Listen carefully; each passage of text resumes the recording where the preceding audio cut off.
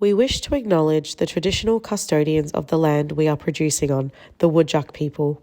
We wish to acknowledge and respect their continuing culture and the contribution they make to the life of this city and this region. Warning, this podcast is a safe space for all individuals to freely express themselves in the sexiest way possible. Any information or advice provided comes from our own experiences and in no means should be taken as professional advice. We respect each individual and their experiences and have zero tolerance for any rude or unsolicited behaviour.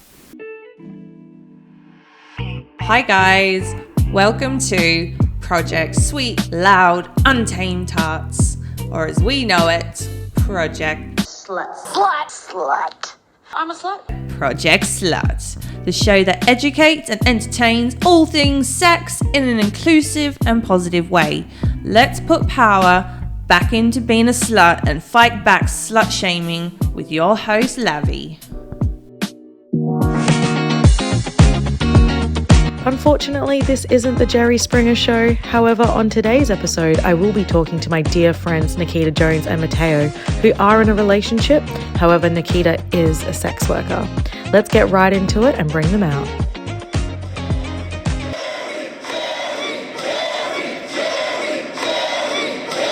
Okay, so we're here with Nikita Jones talking about escorting and dating today. Our second follow-up to Conversations with a Call Girl. So, how have you been? Tell me everything. Oh, life has just been brilliant. Second half of the year, Mercury's out of retrograde. We're all happy. Thank God. Mercury was in retrograde for too damn long, honestly. And I know a lot of people who felt that one. Yeah, did you feel it? Like, how do you feel when Mercury's like... It's like the worst 4 weeks of my whole life because anything can happen and you just have to breathe, cry a little bit if you need to, but just push on through. I remember, I can't remember what I was sad about, just being sad, and I was just so irritable and just, I felt like I was finding things to pick at with my partner. And then I remember... Did you message me? Yeah, so I saw a meme you posted about Mercury being in retrograde, and I was like, this is fucking why. Oh yes, I love to always just let people know when Mercury's in retrograde. But it's not even that. The retrograde that just happened, 9 planets were actually in retrograde. So that's why it was a bit more intense than usual. I'll pretend I understand what that means. But I know that things happen during those times. I know that for sure. Yes. Okay, so we did an episode in season 1 where you kind of gave us your rundown on what it's like being an escort, the kind of ins and outs of how to become an escort, and, you know, you gave us a little bit of stories. So for those who want to know more about that episode, you can go to that in season 1, Conversations with a Call Girl. You can listen and you can find out more about Nikita's career, I guess. For those who are... you know, new to the listening and don't want to have to go back and listen to the first episode, can you give us a brief rundown on how long you've been an escort for and how did you get into it? Yeah, so the current name I go by is Nikita Jones. I have been an escort for nearly a decade. Woo! On and off. Yes. Decade. It's a long time. I'm still quite young. I'm only 26. So, wait, hang on, decade. That doesn't make fucking sense. Legal reasons we should not say that. Started just as I turned 18. Okay. So fresh from 17 straight into 18, legal age. Thank you. Just wanted to say that. So we're coming up to like 8.5, 9 years. Almost a decade. Yeah, Longer almost than school. a decade. Huh? Longer than school. Yeah. Look, when you like a job, you work hard at it. And I have worked within Perth. I've toured Australia. I have not done international work. Mainly experienced in GFE, girlfriend experience. Can do a bit of PSE. It's not my forte, but yes. And then, can do fetishes, different types of kinks, but I wouldn't call myself a dominatrix or anything like that. So you're just a stand run-of-the-mill girlfriend? Pretty much. Hooker. Love it. Okay, so today, you know, we're going to have a kind of a conversation, not just about your escorting, but how your escorting kind of plays into your personal life in terms of relationships and dating. So I know you through mutual friends but when I first met you, I met you and your partner together. Who wasn't actually my partner at the time. Yes, it wasn't your partner at the time, but you guys were dating or casual or whatever you want to call that situationship. Yeah. But you guys were together, and that's how I met you both. Can I just say a fun fact? That was actually the first date night I ever had with said partner. What, the night that we met you? Yeah. Oh, I feel like I've been there from the beginning, right? Feel like it. I'm gonna be there for all those life moments for you now. Have to be. I'm trying to avoid saying one specific one. Okay, so I've been there from the beginning. You know, ups and downs, obviously, like any other relationship, except your profession means you have sex with guys, and that is a spanner in the works for most people. Yes. So before your current relationship that you're in with Matteo, which we'll bring on later, how did you find dating, and would you tell people you're an escort? Let's buckle the fuck in. All right. So prior to the relationship that I'm currently in now, I was single for 9 years. Oof. So my last relationship was when I was 17, 18. I was dating this guy. You kind of lose yourself in some relationships. You're young, you're 18, shit happens. And when we ended, it was quite toxic and chaotic, and I just went, what's something that I want to do? I'm single. I don't have to think of anyone but myself. It was my time to be selfish, and I just went, I'm gonna start escorting. Why not? I don't have a man. I have some goals I want to reach, and I'm gonna do it. Now, throughout those years, throughout those years, it's kind of like I have fallen in love with men. There's always, you cannot be honest because you don't really know what a man is going to say or do when they find out that their potential partner is a sex worker. I have been on the bad end where you tell that wrong person and that person just runs your name through the dirt. So when you say that, obviously you weren't in relationships with these men. I would call them either situationships. Yeah, okay. So like, well, just casual dating guys. What point would you usually tell people that you were an escort? And like you said, that there have been some really shitty people who've run your name through. How did that kind of come about? Oh, okay. So like every now and then, like, you know, those kind of friendships that you meet through like it's their friends' and you sleep with them. Yeah. And then they find out and then tell that original friend, and then that friend's like, oh my God, what? I had no idea. And then we live in a generation where everyone gossips. Gossip. They don't give a shit who it is or who it's about. It's information and they're going to share it because it's not about them. And it would just kind of weave out into webs. And it just got to a point where I had to just go like, you know what? I don't care what you think. Because these people who had an opinion on me, I just went, I don't give a shit about you. So why should I care about what you think of me? And that's a mindset that you need to have when you're a sex worker, you work in the industry. Strong, positive, you believe in yourself. Because it's an industry where a lot of women get, they just get torn to shreds by society because we do not go to their standards. So men love to tear down women because once they have a woman teared down, they can get what they want from them. And that's when women become manipulated in relationships. And you find that a lot in sex worker relationships. The women want to look after the men because they feel like they have to overcompensate. Because you're a sex worker and they're not. Yeah, and not even that, they can make you feel bad and be like I once had this guy and he was just like, oh, what? Yeah, no, he just went, well, it's the work you do and I put up with it. And I just went, you don't have to put up with it. Continue with your cookie ASMR. No, go for it. Go for it. Oh, God. We are now a ASMR podcast.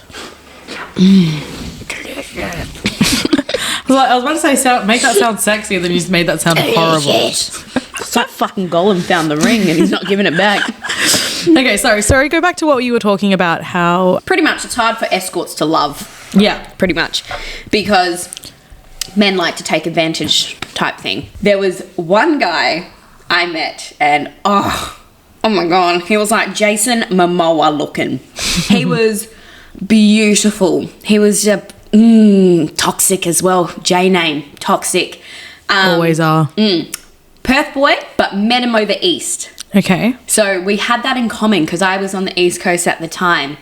And I remember on our first meeting, first day, he picked me up in his car. We were in the car. We were driving back to like Western Sydney. And he just goes to me. He was like, oh, I hate my roommate's girlfriend. She's such a bitch. She thinks she can be this and blah, blah, blah, boss me around. And I just went like, what's your problem? You're renting a room off them. They're being very respectful, helping you out.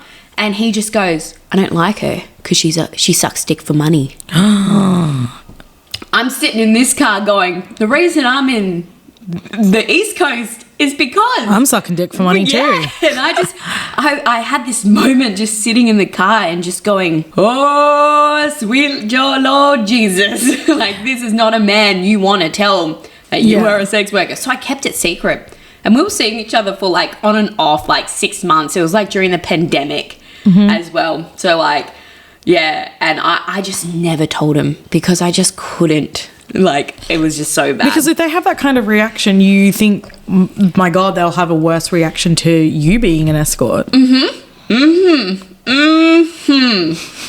like when I actually hung around this dude a bit more and found out more about him, there was just that little voice in my head going, you made the right choice. Good. You keep those lips. Love is just so hard.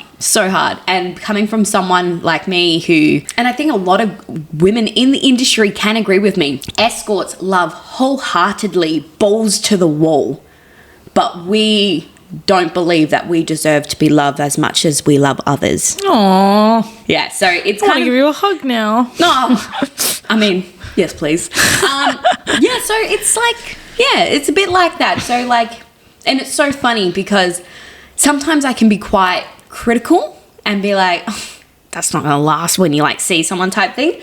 But then when like I think of love, I just go like, oh, I love you so much. I will do anything. Like, yeah, but I just don't think it would be reciprocated because obviously sometimes the working dynamic can destroy a person's psyche. So because we're very give, and no one like kind of gives to us. So you have to find a partner who's really special. Yep. Hit me with the question. What is Do you someone want to have a asking? bite of your cookie first? Yeah, please. Go on, Gollum.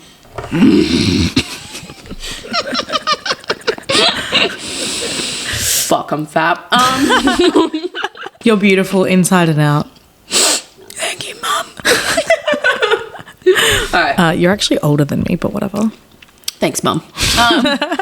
Okay, so coming to your current relationship, how did you meet and at what point did you tell him what you did for a living? I love this story. Okay, so I met my current partner in 2018 at a mutual friend's party. He was drunk and I was sober.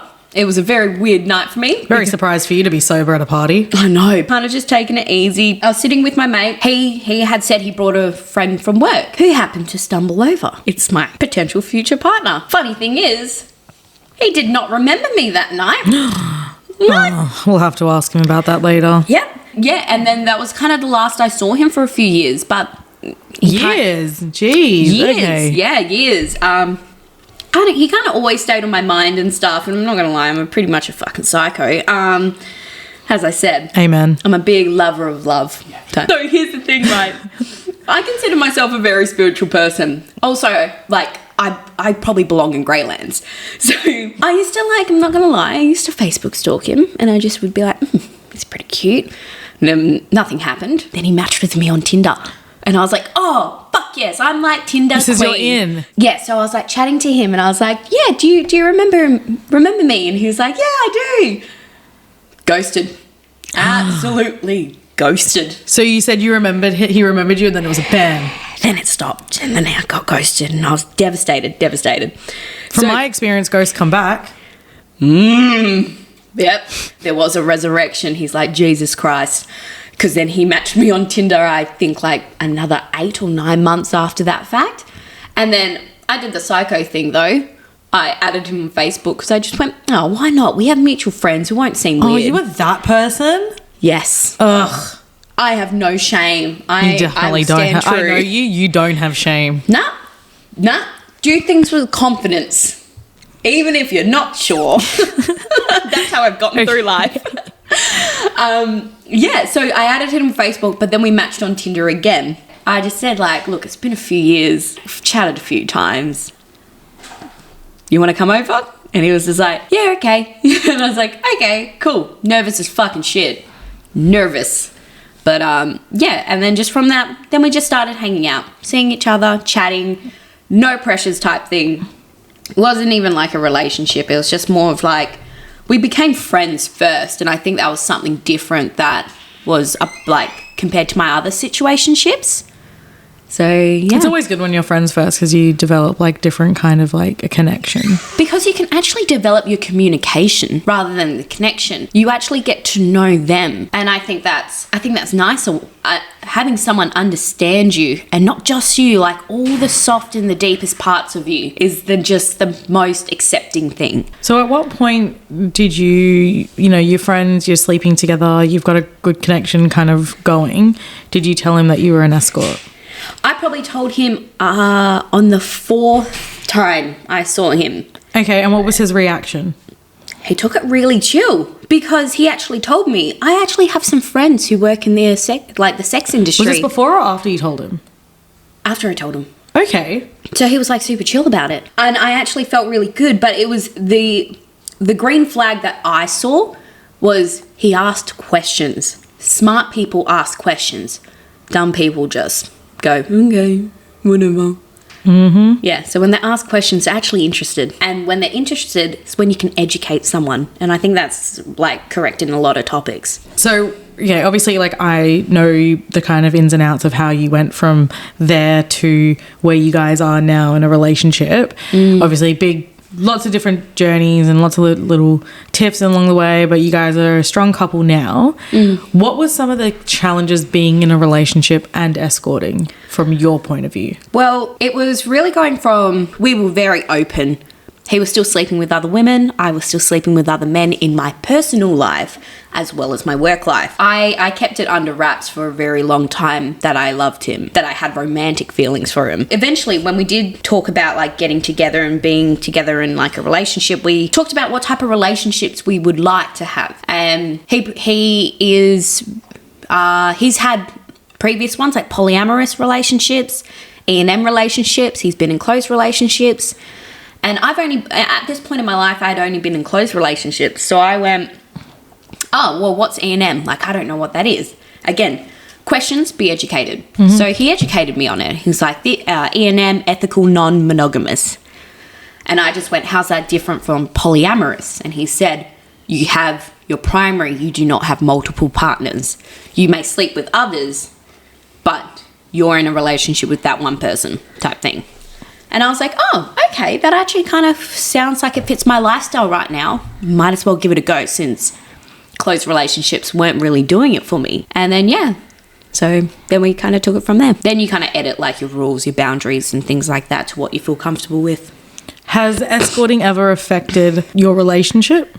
Yes, I'm not gonna lie. It has. Especially, it will affect anyone, and whoever says it doesn't affect them are lying to an extent. There's always going to be a jealousy aspect. With work, it's work.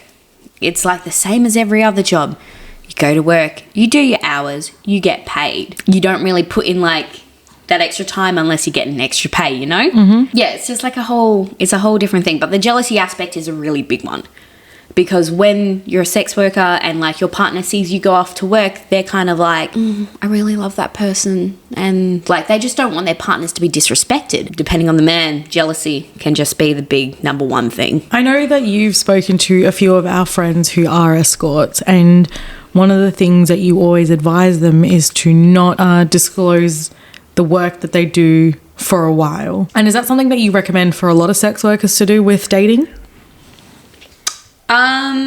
Look, as a rule of thumb, yes, because you want to really get to know someone. It's kind of like you wouldn't move in with someone 3 weeks after knowing them and then finding out all this stuff that they're about because you don't know a person in that amount of time. But it's up to every individual to make that choice for them because, as I said, I told my partner after the 4th time seeing/sleeping with him, but I've never told other men. And then like maybe I told men after maybe 6 months, but then it fizzled out. Yeah. So you got to make the decision for yourself, but rule of thumb, wait, feel out a person, get the vibes. Speaking about feeling out the person, let's fill your man in on this. Oh, okay. You want to set him up over there? So we are now back on with Mateo. Hello. Hello. You sound so nice on this. I feel like you should join me more often. I never thought I had a voice for radio, but maybe not. It's not meant to. I mean, like, I've always been told in, like, journalism, I don't have a face for radio. You don't have a face for radio? Yeah, I'm trying to say that I'm not ugly, so I can be on camera. So you need to be a weather lady or something? Yeah, I know. But the thing is, it's like, this is like the in thing now, so we just have to roll with it. It's fine. Whatever. We'll go with it. So, Nikita. Yep. So this is your partner, Mateo. Yes. And you just gave us kind of a brief rundown about your relationship and everything that you guys went through. From my point of view, From your point of view. And now we're going to get your point of view. Yes. So we'll start with the very elusive meeting where you don't remember meeting her for the first time in 2018, correct? Yeah, I have vague memories. No, I was definitely indulging that day. It was a fun party, but we've since spoken about that day, and it was definitely me because there's stories that only I can tell. Mm-hmm. And then the next time we bumped into each other was actually at a concert. Mm. Do you remember what the concert was? Dance Gavin Dance. Oh, fuck yeah, love it. Mm-hmm. Look at my little metalheads over here. Little post-hardcore band. I did not pick you for someone who would listen to, like, alt music. Are you serious? Metal's my thing. He was an emo kid. Yeah. No. I was an emo I'm 31, kid. so... Do you know my first like metal concert was Amity Affliction and A Day to Remember. They headlined together. That's good. It was a good concert. I got hit in the head with a shoe. It was a good concert. That happened to me at Panic at the Disco. Fuck yeah. Us little emo kids. Okay, so you guys met a few years ago, and then you guys met again, and then we've heard all your Tinder counts where you like to ghost. Would you like to apologise for that? Look, you know. He's going to ghost this podcast now. I know. We all have relations and we have to be okay with him. Okay. I get it. So she told us briefly that you met and you had your little situationship going, and it was about the 4th time in that she told you she was an escort. So do you remember that time and how you felt initially when she told you? I do. She was pretty just straight up with it. She kind of just dropped it right on me, and I was just like, okay. And I'd been in relationships before, like she was saying, non-monogamous relationships and things like that, where the girls might have a sugar daddy on the side or whatever, so it wasn't necessarily brand new to me. Someone I was seeing might be sleeping with someone else, and that might be for money. So it didn't really bother me, and at the end of the day, I sort of thought to myself, look, if a girl was willing to pay me that much money to sleep with her, I'd do it. So who am I to judge someone else? Amen. I love that. I mean, a lot of, like, obviously you would know that a lot of guys do not share your opinion. Absolutely, yeah. And did you ever find yourself in a situation where you thought, oh shit, like, I'm going to be judged for, like, you're not judging her, but you know that you're going to be judged for that? Did that ever cross your mind at any point when she did sort of tell you, like, this is what she does for a living? Probably not at the start. When it got more serious, yeah. There's only one member of my family that knows what we do for a living. Mm-hmm. So now, when you say what we do for a living, now, can you please elaborate that with our audience? Because this is something we've not touched on. Ooh. So I quite often do security work for Nikita and occasionally others. Should I say the other one? Go for it. Okay. I do advertise us sometimes as a couple, because sometimes individuals would like to actually sleep with a couple and have that experience. It's like the opposite of when people hire an escort for their couples. You're doing it the other way. Mm-hmm. And have you guys worked as a couple? Look, we've had a couple look, here's the thing. We've had heaps of people message us, but majority of them are time wasters. Yeah. But we do get checked out at, because you just did your episode about hedonism, Perth's best adult party. We do get checked out at hedonism a lot as a couple wanting to play with other couples type thing. Okay. So, but you've never done it for work yet? No, because everyone's just a time waster. Yeah. Mm-hmm. Fair enough.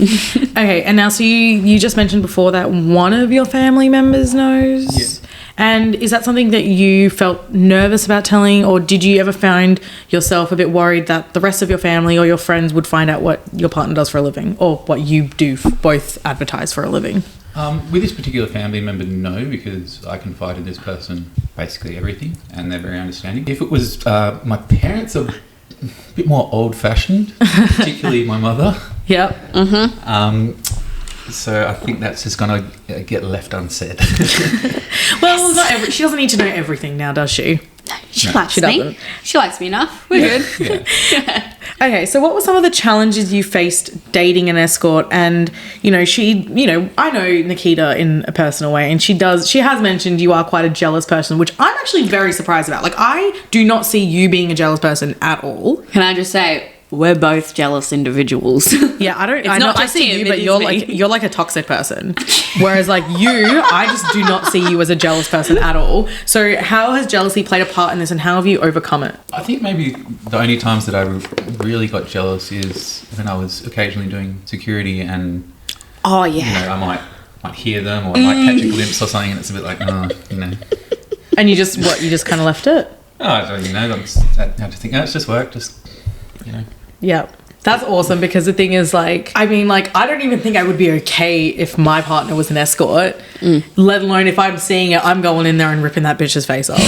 Like, I would not be so chilled. And this is what I mean. Like, I see you as such a chill person. Like, I just don't see this jealousy side of you. Yeah, like at the end of the day, I just keep reminding myself, look, it's work. I'd do it if someone was paying me. We have a very trusting, loving relationship, so it's never really come in between it to a point where it's been a problem, I wouldn't say.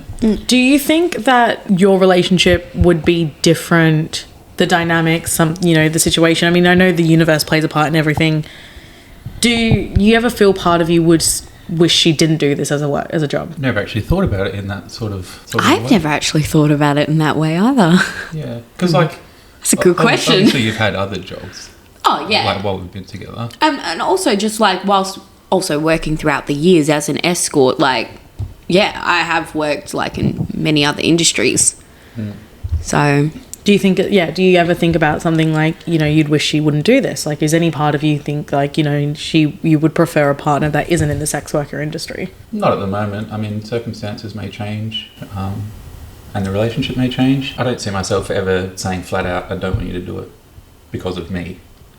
That's very progressive of you, because I said, a lot of people don't have that kind of thing in them to be like, I can date an escort and then, still be okay with it. Yeah. See, intuition. I bagged a good one. Yeah. And even like, many years ago, my first sort of non-monogamous relationship, you sort of realise, and maybe I just lived a bit of a sheltered childhood, but didn't even realise that was an option. I understand. Like when you enter, like, drummed into you, like monogamy, one person for the rest of your life, and all of a sudden this girl I was dating was like, oh, you want to, bring another person in or whatever, and I was just like, whoa. And what is this? Slow down. And so you're just like, for dinner?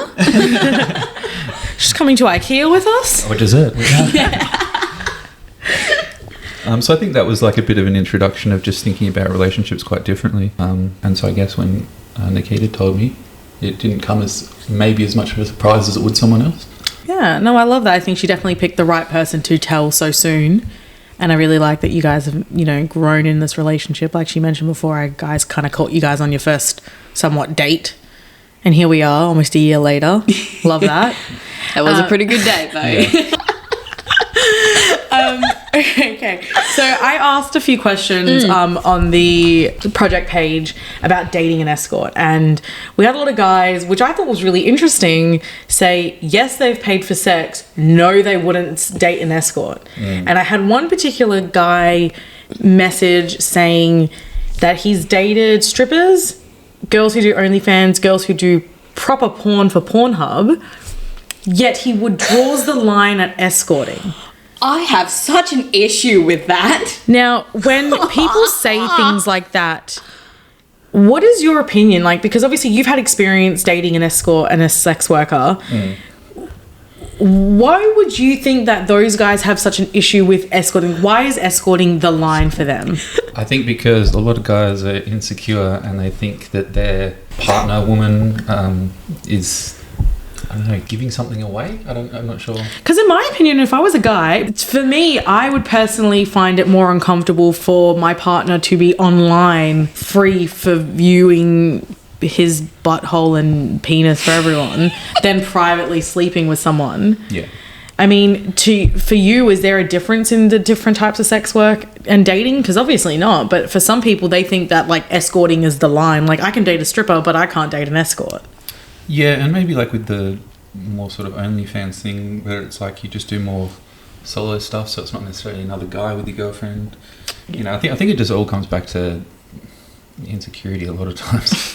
What would you tell a guy, like, you know, if he does start dating a girl and then she does reveal to him that she is an escort? What is like the best kind of advice that you can give him? Yeah, so as Nikita said earlier, I think the most important thing is just to ask questions and find out how they run themselves, how they run their business. I found Nikita was a very astute business person. She knows how to work people, and she's very safe. She knows, you know, through experience, how to be safe, how to be secure, how to make money. So yeah, I think just getting that knowledge is the most important thing. And you know, there's certain little things that I just think that the most important thing was that she runs herself very safely and runs a good business. And I think another thing that kind of surprised me is on the odd occasion where I have met her customers. Oh, yeah. They've been perfectly nice. And do you find that weird at all? Like, do they know that you're Nikita's partner when you meet them? Okay, so they just think you're Seki. I'm security, yeah. And what goes through your head when you are like, I get what you're doing, you're like, I'm getting it for free and you're paying for it? Not really, because I think the sexual relationship we have is very separate from work. You know, there's certain things that we do in our personal lives that wouldn't come into work lives, and it's almost two separate things. I've asked him many times. He said no. No, we'll delve in that. We'll go into that in another episode. Why men are scared of their buttholes. And I think the other thing that guys, if they are told that their partner's a sex worker, is Nikita touched on earlier, is the rules. Have some set rules. Be very clear about it, and communicate, because that's the downfall of almost every relationship, is just poor communication. Yeah. So you're basically saying that there is actually no difference between dating a sex worker and not dating a regular woman. No. I'm sorry, I don't know why I said regular woman. I meant a woman with, like, you know, 9 to 5 heterosexual woman. Yeah, sorry, I don't know why I said it like that. But yeah, so there is no difference between dating a sex worker and a non-sex worker in your experience, sort of. If anything, the sex workers have been much more upfront and honest with a lot of things. But largely no. And I find it very confusing how you said that, you know, some guys will date a stripper but would never date an escort, or even someone that does porn. And it's the same. I want to kind of jump in here with the porn thing. They're crossing the just same because line. They can visually see that woman have sex with that counterpart. My business you do not see. Like, but it's the same business. It's just I don't have a camera filming it. Yeah. Like, I've discussed this before. If I was going to do any sex work, I would do it escorting. I would not put this shit on Pornhub. Because you can actually have a secret identity. Like, yeah. Whoever asked that, like, look, thank you. Because it's maybe something that needs to be discussed. But coming from someone who works in the industry, there's not a difference between them. But okay. Yeah, like, I mean, if your girl's in the sex industry, she's in the sex industry. It doesn't matter what the fuck she's doing. Yeah. Really. And you find actually, like, a lot of girls do rotate through different sectors of the sex industry because they try and find their niche and what they're good at and things like that. So yeah. I've been offered to jump the fence before, and I was like, nope, no, not for me. But I'm good at what I do. Could try skimping. No. Yeah, serve drinks. Got a nice butt. Oh, thank you. I appreciate that. I've really appreciated you guys coming up and, you know, kind of, you know, it is like a little bit of exposing a relationship. Like, not everyone gets to see the ins and outs, and it is not an easy thing. But like you guys have talked about, both of you, your problems from a relationship don't stem from the fact that she's an escort. No. It's just some annoying.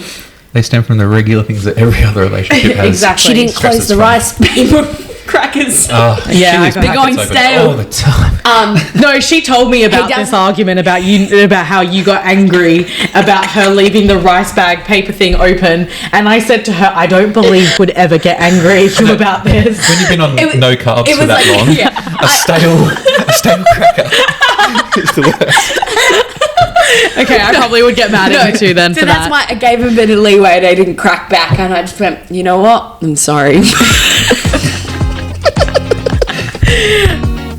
That's all we have time for today. I hope you enjoyed tuning into Project S.L.U.T. Stay safe, stay whorish, and we'll see you soon.